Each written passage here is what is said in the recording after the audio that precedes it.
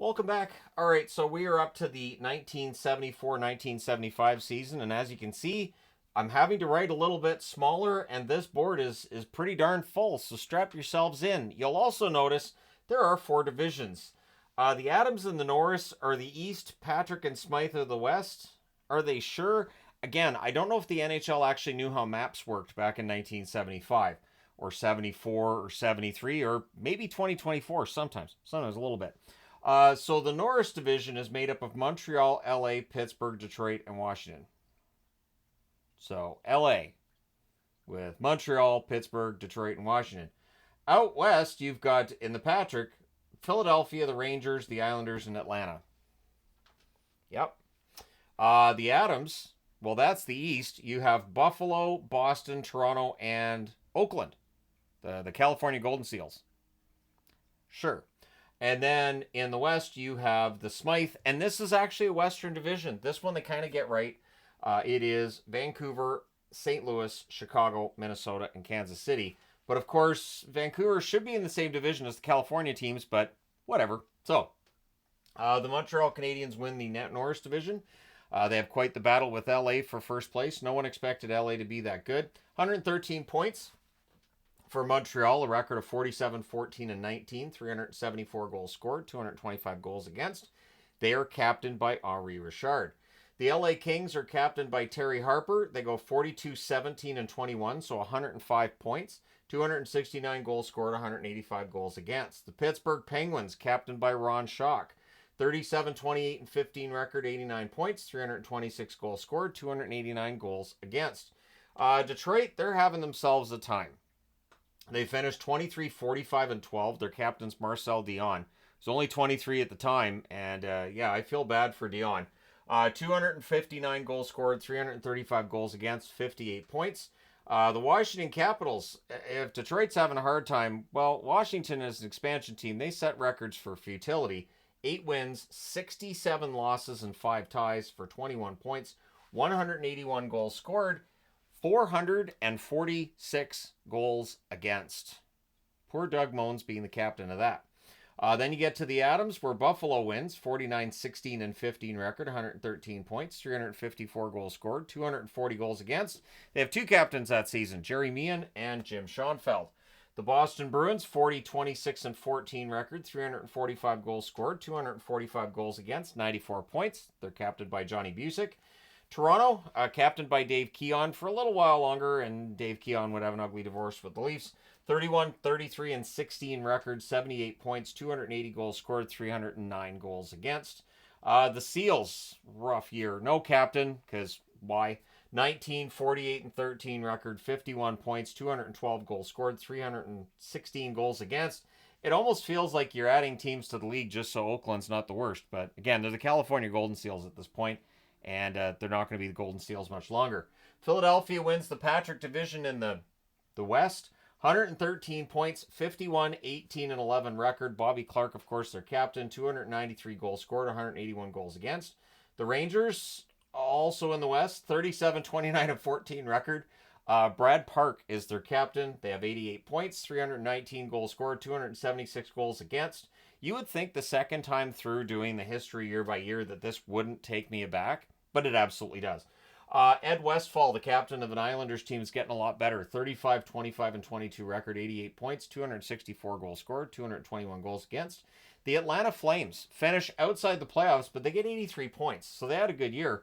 34, 31, and 15 record, 243 goals scored, 233 goals against. Keith McCreary is their captain, and this is right around where discussions of how the attendance is starting to become an issue in Atlanta gets in there.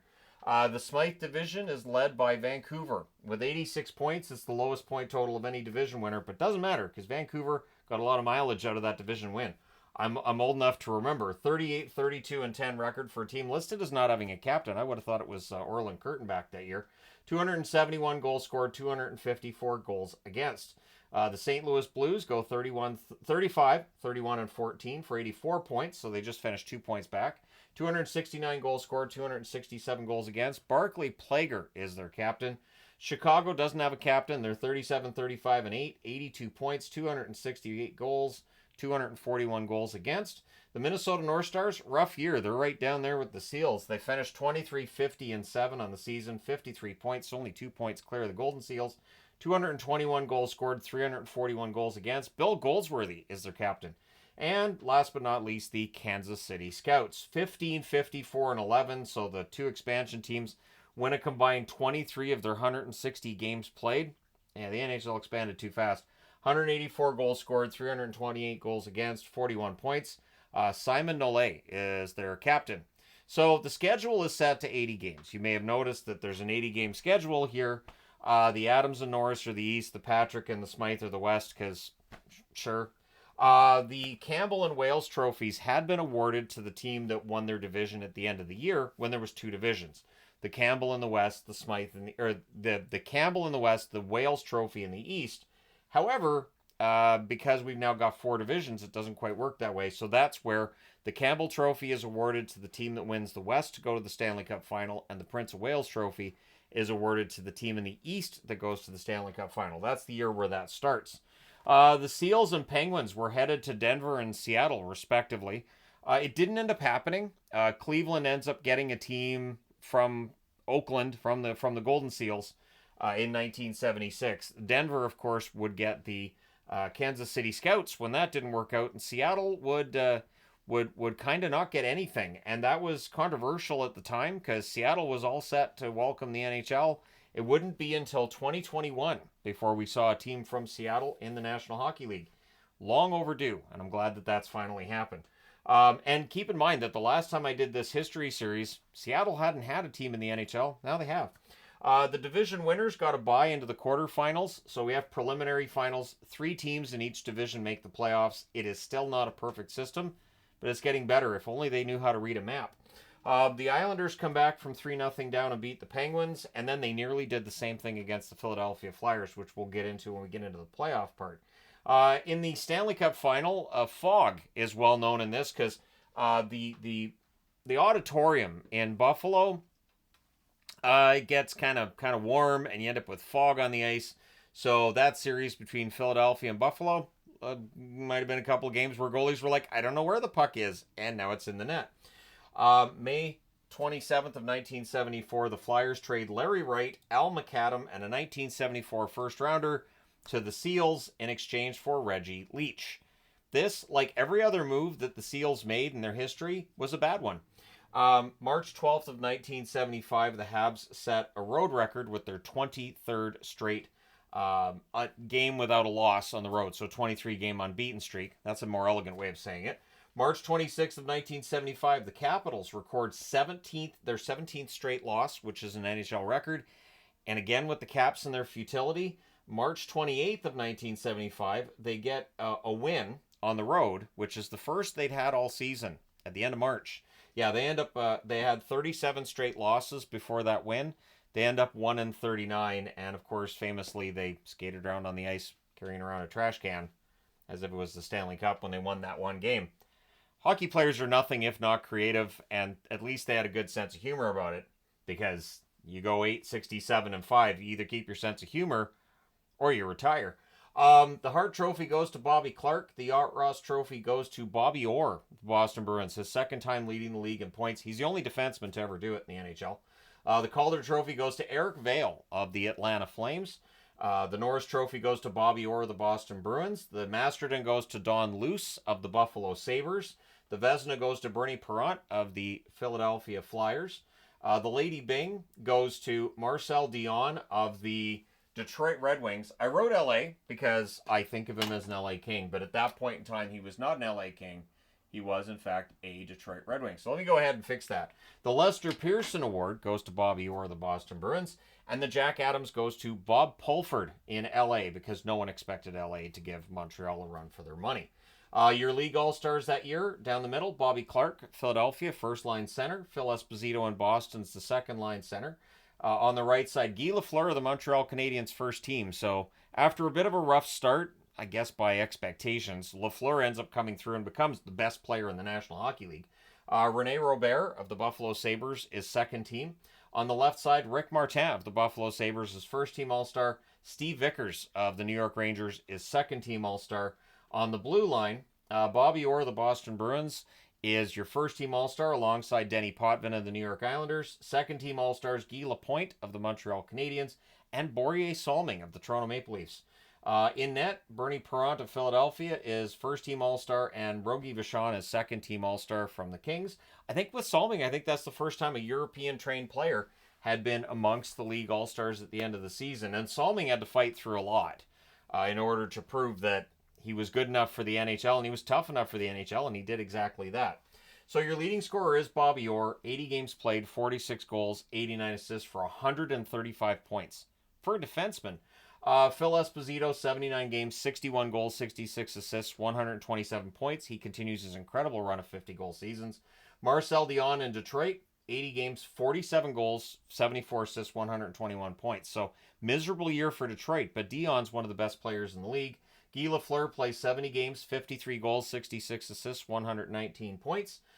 Peter Mahovlich in Montreal, 80 games, 35 goals, 82 assists, 117 points. I think I've done a Mahovlich video.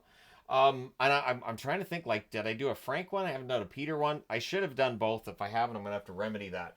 In net, Bernie Parent goes 44, 14, and 9, 918 save percentage, and 12 shutouts. Tony Esposito, 34, 30, and 7 record, 906 save percentage, and 6 shutouts. Gary Smith in Vancouver, known as Suitcase Smith because of how often he changed teams, 32, 24, and 9 record, 895 save percentage, 6 shutouts. That's one of those things that now we're up to the part where I can remember stuff from this era, so I don't need to write as much on the board. Like, I'm not writing the teams now for some of these players. Ken Dryden for the Habs, 39 and 16 record, 906 save percentage, 4 shutouts. So in the playoffs, we have a preliminary round. It's a best 2 out of 3 to decide who goes on to the quarters. The Islanders eliminate the Rangers. It takes all 3 games to do that. Pittsburgh eliminates St. Louis in 2 straight. Chicago beats Boston 2 games out of 3. And Toronto beats LA 2 out of 3 games needed there. In the quarterfinals, New York Islanders do come back and beat Pittsburgh after being down 3-0, so they win it in 7. Montreal beats Vancouver in 5. So Montreal takes Vancouver out relatively easily in the playoffs. There wasn't a whole lot of tension to that. Buffalo takes out Chicago, takes 5 games there. And Philadelphia with a 4-game sweep over the Toronto Maple Leafs. So for Toronto, they do get the win over LA, and then they're not able to follow that up. The semifinals, Montreal and Buffalo go at it. Buffalo wins the first game 6-5 in overtime. They win the second game 4-2. And then I guess they got drunk between games 2 and 3 because they lose 7-0 in Montreal and then 8-2 in game 4. So sober up, boys, and they do.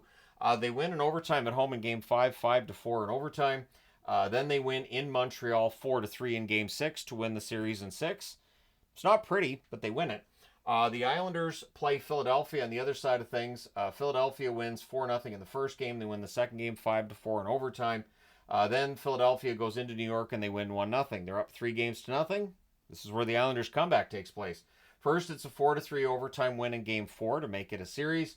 The Islanders then win in Philadelphia 5-1, so that wasn't close. The Islanders then win at home 2-1. That was close. And then the Flyers avoid the reverse sweep with a 4-1 win to win that series in 7. So in the final, it's Buffalo and Philadelphia. And considering where things are in 2024, it's interesting it's Buffalo and Philly in the final. I don't know if obviously they can't meet in the final now, but are these teams going to meet in the playoffs ever again, like in a conference final or something? Who knows? But it feels like both teams below the playoff line, and Philadelphia going into a rebuild, and Buffalo's been below the playoff line for a while. Philadelphia wins the first 2 games at home by scores of 4-1 and 2-1. Buffalo wins both games at home to tie the series by a score of 5-4 in overtime and then 4-2 respectively. Philadelphia wins game 5, 5-1, and then Philadelphia wins game 6 in Buffalo 2-0 to win the series and the cup in 6 games. In that final, Rick Martin gets 2 goals and 3 assists, or 2 goals, 4 assists for 6 points. Danny Gare had 2 goals and an assist for Buffalo. Rene Robert, a goal and 2 assists, and Gilbert Perreault, a goal and an assist for Buffalo.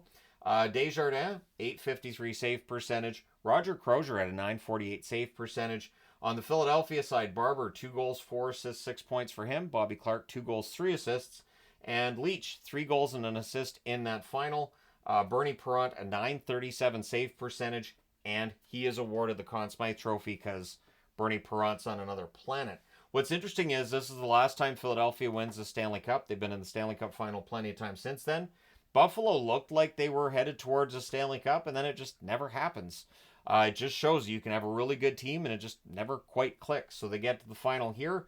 They don't get to the final again until 1999. And none of the players on that 1975 team were still there 24 years later. You'll be surprised to know. But there you go, the 1974-1975 season. Big shakeups and everything. And again, I'm going to have to consider going to the bigger board because we're going to get the WHA expansion coming in. Keep in mind, I did mention in the last video it was 30 teams with WHA and the NHL. I stand corrected. It is now 30 teams between the NHL and the WHA. And it was above 30 teams there too, because I'm pretty sure WHA had more than 12 teams at one point.